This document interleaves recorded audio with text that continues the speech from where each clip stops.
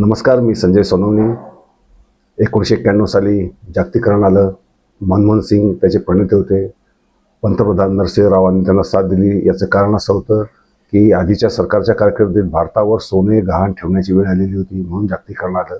जागतिकीकरणाने अनेक फायदे केले. काही नवीन तरुण पिढीतले उद्योजक पुढे येऊ शकले, त्यांनी भाग घेतला. अनेक बंधनं गळाल्यामुळे त्यांना त्याचा फायदा झाला आणि एक जागतिक स्पर्धा करायला भारतीय माणूस तयार होईल अशी कल्पना होती. जागतिकीकरणाने भौतिक फायदे, दिसणारे फायदे दिसतात. मॉल झाले, मल्टिप्लेक्सेस आले, तंत्रज्ञानाचा एकदम उद्रेक झाला आणि त्यातनं अशी कल्पना होती की जागतिकीकरणामुळं माणूस जगाच्या जास्त जवळ जाईल, एक जागतिक संस्कृती तयार करेल आणि तो जास्त सौहार्दपूर्ण, स्नेहपूर्ण वागू लागेल आणि जास्त मानवतावादी होईल, असं अपेक्षा सर्व जगातले विचारवंत, भारतातले विचारवंत करत होते. पण प्रत्यक्षात काय झालं? भौतिक प्रगती झाली, परंतु ती फक्त एका विशिष्ट गटापुरती मर्यादित राहिली आणि जो वंचित घटक होता, जो आधी जगण्याची धडपड करू शकत होता, त्याला मार्ग मिळू शकत होते, ते मात्र क्रमशः बंद होत होत गेले. वंचिततेच्या खाईमध्ये ते कोसळले गेले. दुसरा सर्वात मोठी समस्या ही झाली की माणूस जो आधी विचारी होता, 91 सालचा आधीचा माणूस आणि नंतरचा भारतीय, याची नुसती तुलना जरी केली तर लक्षात येईल. उदाहरणार्थ, बुवा बापू आधी होते, परंतु ते आसाराम बापू सारखे किंवा असे अनेक जे राम रहीम वगैरे जे लोक आहेत, त्यासारखे अधम पातळीला उतरलेले नव्हते. कीर्तनकार तेव्हाही होते, तेही भागवत भक्तीचा वगैरे प्रचार करायचे. अभंग म्हणत, टाळ वाजवत, विणा वाजवत कीर्तन करायचे. परंतु तीच परंपरा पुढे आता इंदुरीकर महाराजांपर्यंत खाली घसरत गेली.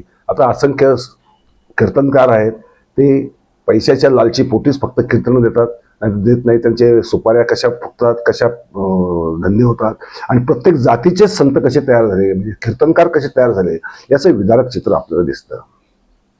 तेव्हाही जातीवाद होता, नाही याच्यातला भाग नाही. परंतु आता मी खेड्यात राहिलेलो आहे. मी जे बघितलं की मला जातीचे बद्दलचे जाणीवा ज्या आहेत त्या खेड्यात नाही निर्माण झाल्या.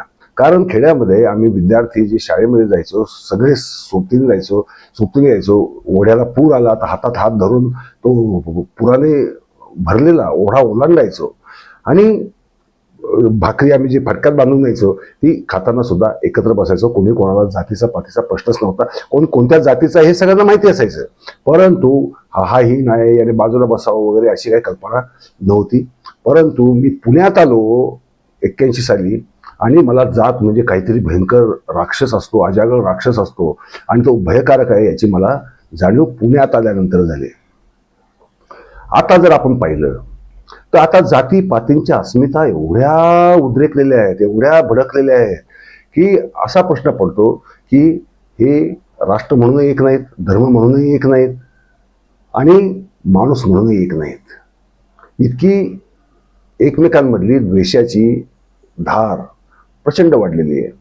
आरक्षणावरून होणारी आंदोलन आपण पाहिली, त्यातनं होणारे उद्रेक आपण पाहिले.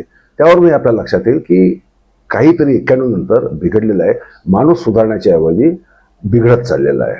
परंतु हा आक्रोश काय म्हणू आपण त्याला, असं वाटेल की हा अरण्य रुदन आहे, काय याच्याबद्दल बोलण्यात तरी काय पॉईंट आहे. कारण सर्वांच्या ते एवढ्या अंगवळणी पडले की ही काहीतरी गंभीर चूक आहे, हा आपल्याला लागलेला रोग आहे, याची सुद्धा जाणीव आपल्याला होईन अशी झालेली. एवढी आपण संवेदनाहीन झालेलो आहोत आणि त्याची आपण काळजी केली पाहिजे. आता जे उच्च शिक्षित मुलं आहे, जे परदेशात गेले,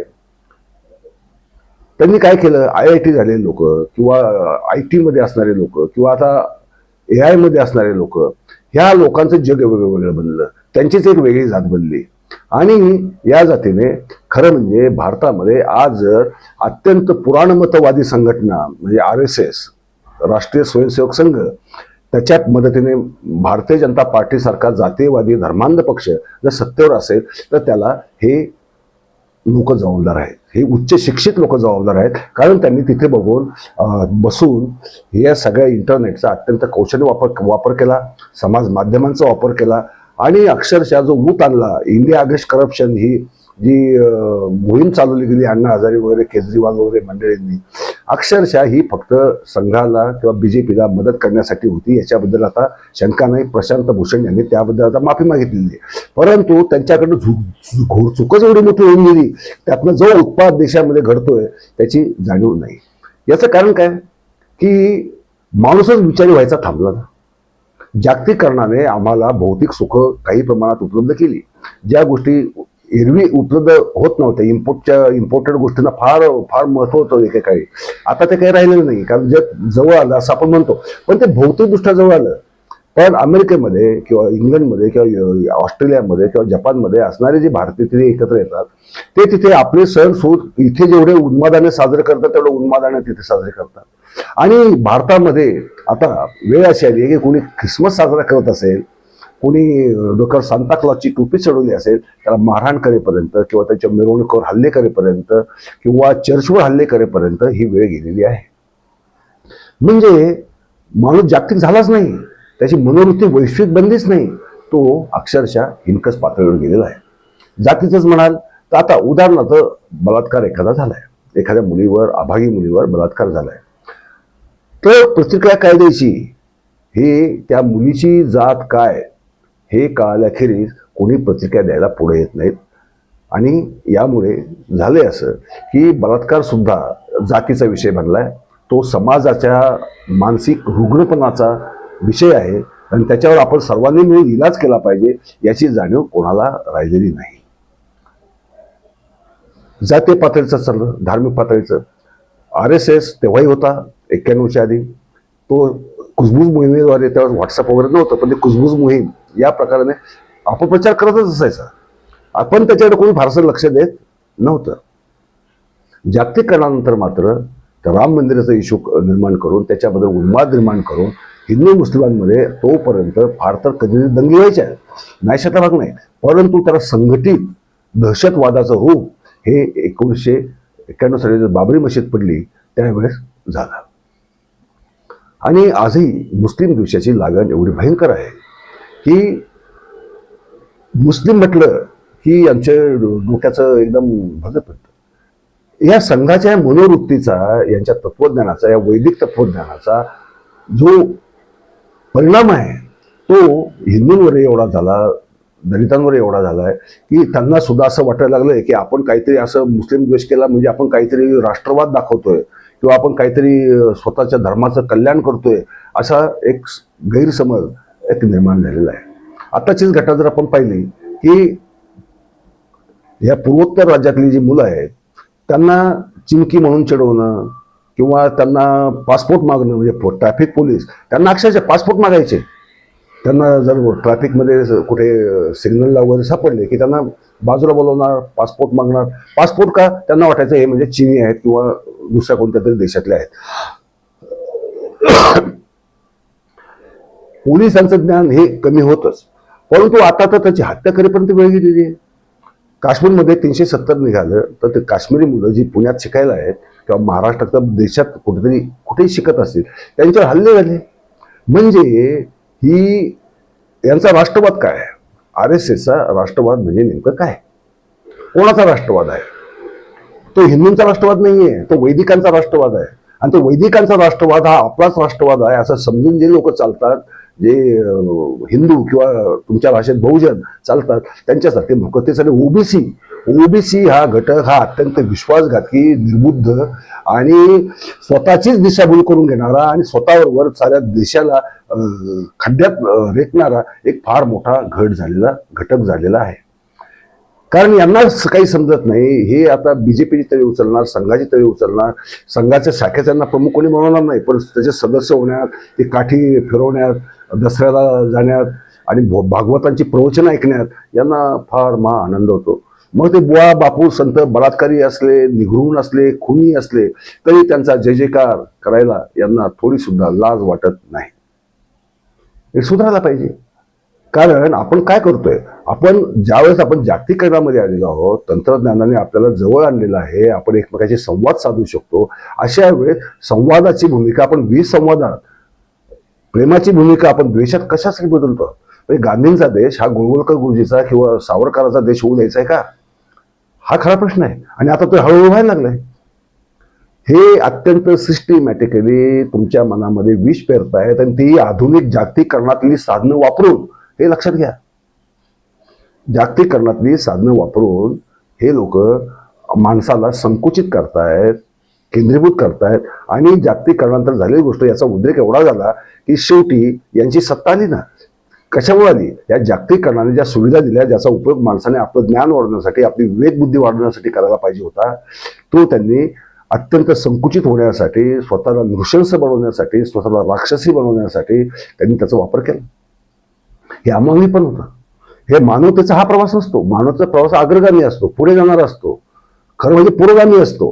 परंतु पुरोगामी म्हणवणाऱ्या मंडळींनी सुद्धा जी काही विकृती पसरवली, जे काही द्वेष पसरवले, जे काही शाहू फुले आंबेडकरांचं तत्वज्ञान म्हणत म्हणत म्हणत म्हणत जातीयवादच कसा रेटला. म्हणजे बघा, बाबासाहेबांची जयंती असली तर, आणि एखादा दुसरा वक्ता असेल तर ते फक्त बाबासाहेबांना तोंडी लावणार, फुलेंचा जय जयकार करणार. आणि फुलेंची जयंती असेल, जर आंबेडकरी वक्ता असेल तर तो फुलेंना तोंडी लावणार आणि आंबेडकरांचाच सगळा पाढा वाचत बसणार.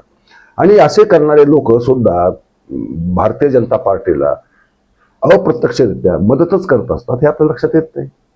जे अपप्रचार या संघी लोकांनी पसरवला आहे, पसरवत आहेत आणि ते अजूनही पसरवणार आहेत, कारण यायची साधनं सुद्धा ते वापरायला लागलेली आहेत. लक्षात घ्या, त्यांनी त्याच्यावर सुद्धा कब्जा करायला सुरुवात केलेली आहे. त्यामुळे जी तुम्हाला माहिती मिळते याय मधनं कोणती, ती माहिती अशी फिल्टर होऊन येते आणि अशा चष्म्यात दिसते. तुम्ही जर त्या आव्हान देणारा जर प्रश्न विचारला तर ते संशयास्पद आहे वगैरे वगैरे असं उत्तरं दिली जातात. म्हणजे जागतिकीकरणाने भारतीय माणूस सुधारलाय का? सुधारला नाही, तो उलटा कधी नव्हे इतका विकृत पद्धतीने बिघडवला. गरिबी आधी होती, 72चा दुष्काळ होता, 72चा एवढा भीषण दुष्काळ की ज्यात अन्नाला लोक महाग होते, रेशनवरनं मिलो वगैरे अमेरिकेतनं आयात केलेलं धान्य मिळायचं. त्या काळात सुद्धा एकाही शेतकऱ्याने आत्महत्या केल्याचं उदाहरण नाही. परंतु आता आता विचार करा, शेतकऱ्यांच्या आत्महत्या वाढतच चालल्या. दरवर्षी त्याची संख्या फुगतच चाललेली. का हो? कारण जो संयम असतो, जी एक पेशन्स लागतो माणसाला. आज आमचा पेशन्स, इंटरनेट, एखादा व्हिडिओ 1 मिनिट पाहिजे सुद्धा आमची हे नसते. 15 मिनिटाचा व्हिडिओ सुद्धा फार मोठा वाटतो. पूर्वी 3-4 तासाचे पिक्चर असायचे, आता 1.5 तासाचा पिक्चरही मोठा वाटतो. त्यामुळे शॉर्ट्सवर आपण आलेलो आहोत. शॉर्ट्सवर म्हणजे शॉर्ट घालून अक्षरशः आपण आपल्या जगाला आपलं नागडेपण दाखवायचा प्रयत्न करतो आहोत. कारण आपलं वैचारिक वैभवच तेवढं आहे की आपण वैचारिकदृष्ट्या नागरिक झालेलो आहोत. आपली वैचारिकता काही राहिलेली नाही. आपल्या मेंदूवर कोणतेही विचार पुष्प फुलत नाहीत. आपण नवीन शिखरं निर्माण करण्यात मागं पडलो आहोत. इतकं भयंकर आहे वैचारिकतेची ही जी रसातळ गाठलेला आहे. वैचारिकतेचा आपण जो रसातळ गाठला आहे, वैचारिकतेची जी आपण धूळदाण केलेली आहे, ती आपल्याला फार मोठ्या विनाशाच्या खाईत नेणार होता. आणि ते खाईत नेण्यासाठी हा संघ, हा बीजेपी, हा त्याला महत्वाचा कारणीभूत घटक ठरलेला आहे. हे आपण लक्षात घेतलं पाहिजे. 1925ला स्थापन झालेला संघ 100 वर्ष त्याची आता झाली नुकतीच. या शेवटच्या काळात 10 वर्षामध्ये, म्हणजे 100च्या 10 वर्षामध्ये यांनी एवढ्या वेगाने सारी साधनं वापरली की कोणीही, म्हणजे अगदी जे खंदे आपल्याला पुरुष वाटायचे राजकीय नेते, जे विरोधी पक्षात होते, म्हणजे कोणी राष्ट्रवादीत असतील, कोणी काँग्रेसमध्ये असतील, कोणी शिवसेनेत असतील, त्यांना सुद्धा आता त्या बीजेपीची सत्तेसाठी का होईना किंवा पैशांसाठी का होईना किंवा आपल्यावर झालेले आरोप, ईडी सीडी लावली मागे, ते दूर करण्यासाठी म्हणा, त्यांना त्यांची गरज वाटते. म्हणजे यांनी विवेक, विचारनिष्ठा, तत्वधारेवरची एक निष्ठा असते, एक अव्यभिचारी निष्ठा असते, तिचा पूर्ण